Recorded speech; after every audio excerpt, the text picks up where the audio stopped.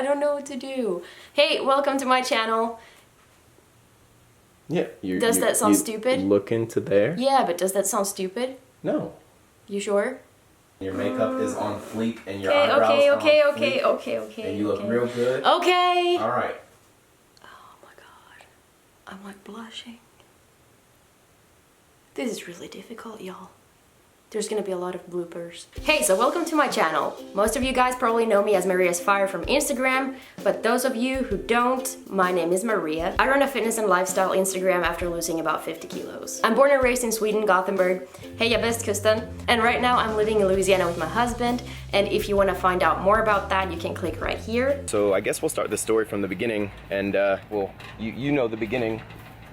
How did you find me? This account is basically what my Instagram is, kind of just about my life, maybe some fitness things, maybe some vlogs, but I thought that I would start out with an intro and just tell you guys about my weight loss story. So I wasn't always big. Don't clap your hands in a video, Maria.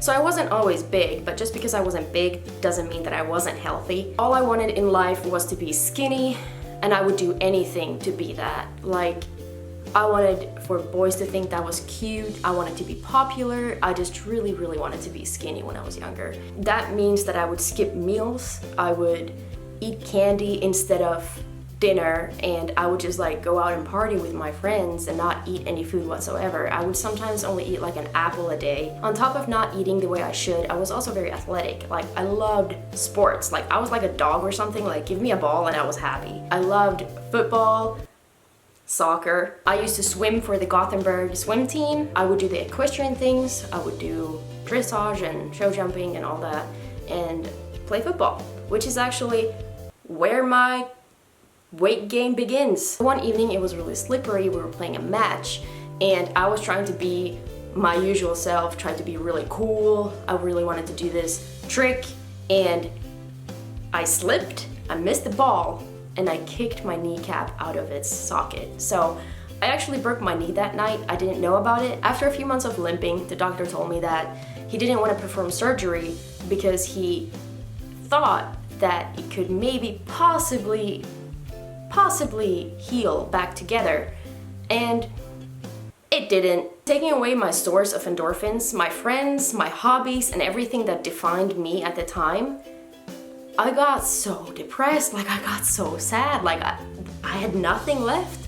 All I did was lay down on the couch, watch movies, and eat. I'd eat for comfort, I'd eat for boredom, I'd eat to feel better about myself. Insert reasons why you binge right here. So after 2 years of chilling and not doing anything, and just being a potato on a couch, burp, I finally had a surgery to potentially make it better by screwing my kneecap together. Scientific explanation. And then after that, I was supposed to rest for half a year or so, which I did since I was already a couch potato, but it didn't work.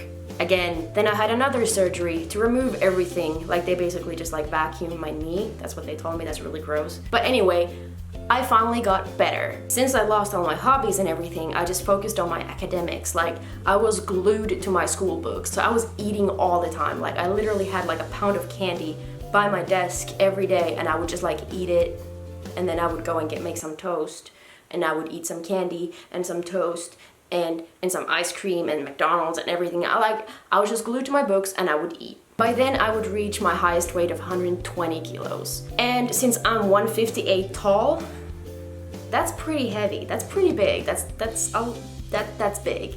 By now, I had like, this sounds so depressing, but by now I had lost my identity. I had lost my hobbies. I really didn't care about anything anymore. I was really bored with life. I didn't want to go outside. I didn't want to do anything because my weight was restricting me. So I started med school. After a while in med school, I started questioning my mental health and my happiness. I was like, I'm not happy at all. I'm literally just eating, studying, doing tests, and that's it.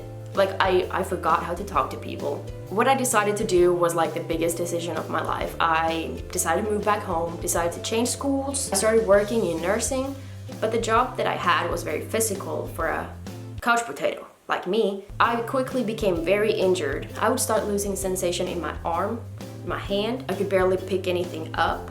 I could not bend down to tie my shoes. I couldn't do anything. So I got something that's called thoracic outlet syndrome and a winging scapula. Since I was too heavy for my own skeleton and for my own muscles, i.e. non-existent, I didn't have a transversus abdominis that would work and support my skeleton. I got like back pain that felt very much like a hernia. So after being miserable day in, day out, having injuries, my only source of endorphins was from food. I decided that enough is enough. I can't feel my hand, I can't bend over, I can't do things that I want to do because of my weight. So this is a serious issue. I actually even got like mean comments from patients and stuff, and like I wouldn't fit into their scrubs at work. I was just like, what is my life? I'm 20 years old and I had a body of a morbidly obese old person. What kind of life is this? So I decided to reach out for help at the doctors at the university hospital, and they enrolled me into a program for obese people, and their solution was to give me gastric bypass. This happened like a week later after I decided to change my life. That was such a wake-up call for me, and I was actually kind of like offended because I'm like, there's so many more ways to lose weight. That was the last drop for me. Like, I refuse to be a statistic. I refuse to poke at my internal organs at the age of 21. So I decided to change. So I rehomed a dog called Tindra. I walked her for an hour every day. We would go on hikes and we would just be very active together. I honestly kind of feel like she saved my life. I started going to rehab for my injuries. I started tracking what I ate by just keeping a simple food journal. Like, I would just like write a diary of what I ate for that day and like kind of think about what I was eating, because you can become very self-conscious when you have to write down 2 bags of Ahlgrens bilar. So together with that, I started researching what I was supposed to eat. Like, I would go on to World Health Organizations. I would go on to WHO's websites and read about the nutrition stuff. And I started to research what I was supposed to eat. I tried every single diet there is, not because they didn't work, but I just wanted to find the optimal method, just like everybody does, right? I tried LCHF, I tried the 5-2, I tried Atkins, which is very similar to LCHF. I tried to eat clean, I did Weight Watchers, I did the actual guidelines you're supposed to eat, and I feel like I was my own science project. However, in the end, I just literally kept a food journal. I just wrote down what I ate so I could keep a track on calories in, and I would exercise so I would burn off some more. This is how I lost half of the weight. Something that I really want to get into later on is how I lost the remaining of my weight, because this is when I started getting into bodybuilding and tracking macros and actually doing a fitness journey. Because I feel like this video will be way too long if I include that in this. But anyway, I hope y'all liked listening to my story. Bye, y'all. Oh, I've always wanted to do that. Bye.